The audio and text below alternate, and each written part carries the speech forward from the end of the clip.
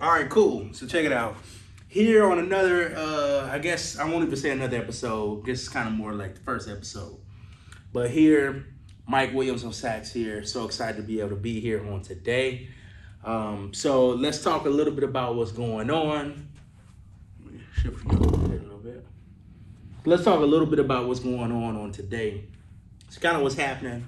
What's going on is I have a brand new mouthpiece. And I had quite a few people that were really adamant, very serious about me, just kind of doing a short video, just talking a little bit about this mouthpiece, kind of doing a box opening, if you will. So I got to go ahead and start from scratch. I got the Cannonball Big Bell series, and this is the Raven edition. Love it. Got the fat neck on. I can only play with the fat neck for some reason. But I love the fat neck. It has such a great tone. I get a lot of compliments on the engravings as well. I mean, just a beautiful design. Cannonball put their foot in this one. And the horn projects so well. I have a ton of, folks that will just talk to me and they, compliment again, not only the engravings, but the sound, the look of it. I mean, it's a very serious saxophone. So I get a lot of respect just from the saxophone itself before a single note comes out. Other thing I wanted to make sure to touch on is the sound really carries. I've had fans and supporters send me audio or send me videos from different events. And believe it or not, it does have an extended bell. And because of that, because it's a wider bell, big bell in a sense, you can really hear it. It really is punchy, it's crisp, and people can hear that sound, wherever they are. So I really love that aspect. I am so excited. So I've had this for about probably 5 to 6 weeks now. I've had this Jody Jazz mouthpiece. I only opened it up just to look at it. And I think I opened it up and let a friend, he wouldn't even hold it. He just looked at it and he was like, I'm not worthy. So I'm going to pull this out. This is the Jody Jazz DV. This is Jody Jazz DV mouthpiece. Gold plated. So excited about this. I heard a lot of just phenomenal responses about this mouthpiece. I will tell anybody this is a very expensive mouthpiece. $550 US dollars for this mouthpiece. So it's a big boy mouthpiece. It's the real deal. Do not just buy this just because. Like, make sure you do your research. I watched tons of videos, tons of tutorials, and this seemed to be the best fitting one for me. Again, there's unlimited ways you could go. Before this, I was playing primarily on another Jody Jazz mouthpiece that is not currently made. And so it's a really fun mouthpiece. It's a really fun mouthpiece. And Jody Jazz family has always been incredible. I've needed replacement parts and other things, and they've always done really, really well. So again, this is the DV, the Alto 7. This is a 7-tip opening. I saw a lot of great reviews about that, so I had to go ahead and do the 7. A lot of touring, I want to say touring, as well as professional saxophonists enjoy that 7-tip opening. So this will be my first 7-tip opening, so I'm very excited about that. And the other thing I wanted to make sure to state as well is that I am going to be using so this is actually a really cool reed. This is from, the parent company is still Rico, but it's the Diageo. I believe it's how you say it, Diageo. This is a 3 select jazz. It's kind of a fun mouthpiece, reed that I've been enjoying. It kind of started out as just like a flute type thing, and I just really enjoyed it and just never moved away from it. Now I know that they recommend that you go ahead and move that strength of reed up, the reed of your strength, the strength of your reed. Excuse me, I'm so excited I can't even talk. The strength of your reed They say to go at least about a half higher than what you normally play, because this is the most free-blowing mouthpiece that you'll ever play. Has to do with the way that the chamber is. It has a real narrow chamber and all those types of things. I'm going to be using the ligature that comes with the mouthpiece. I just want to see how this is. I know that Jody Jazz does have another ligature. It's kind of an interesting ligature. It's almost like, I won't say it's plastic, but it's like rubber. It's kind of interesting. But they have another one, a ring that you can actually purchase as well.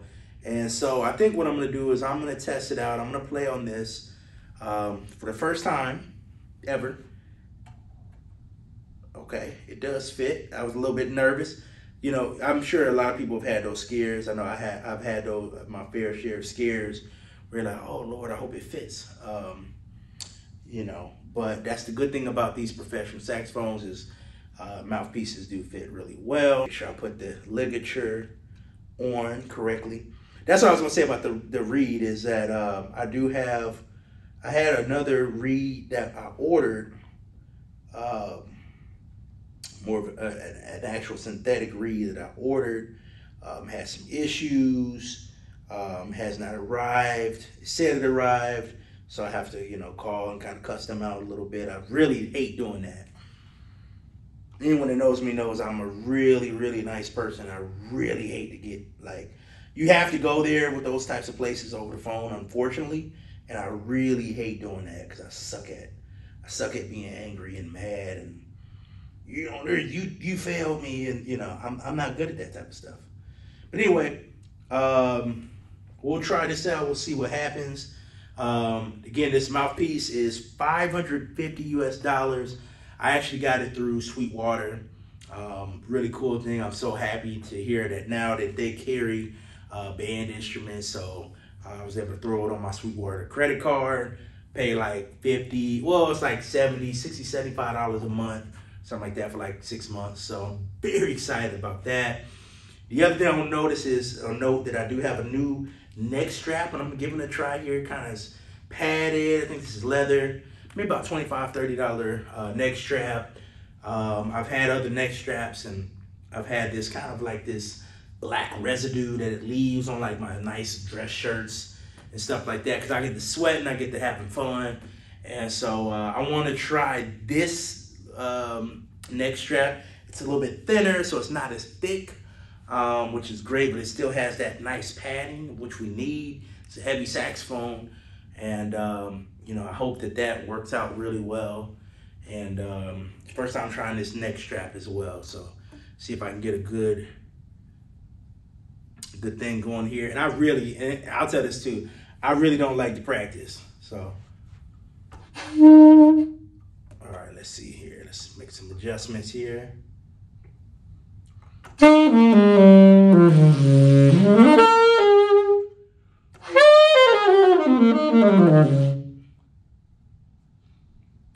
So let's pull this. I'm gonna pull it out in just a second.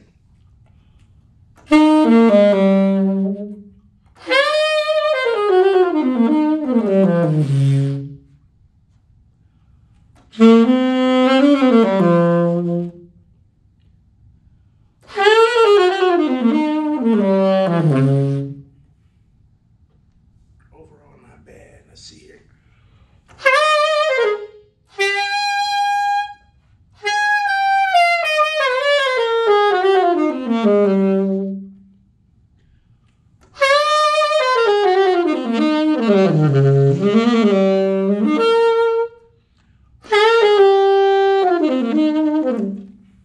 Okay, so I pulled it out a little bit. I'm gonna try to push it in just a little bit too.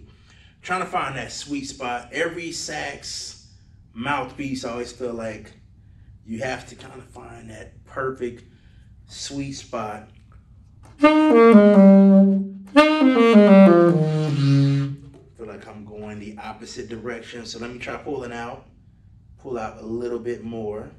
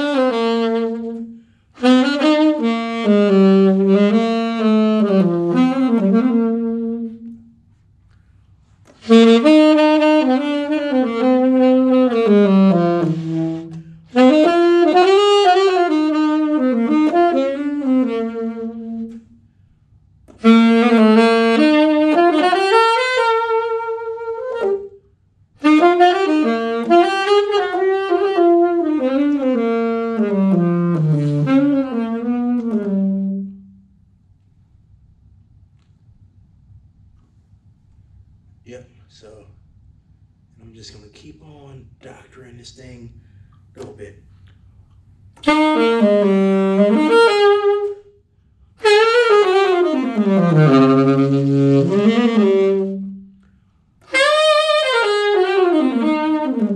There we go. See, and that's one of the things too, is like you begin to really find that sweet spot.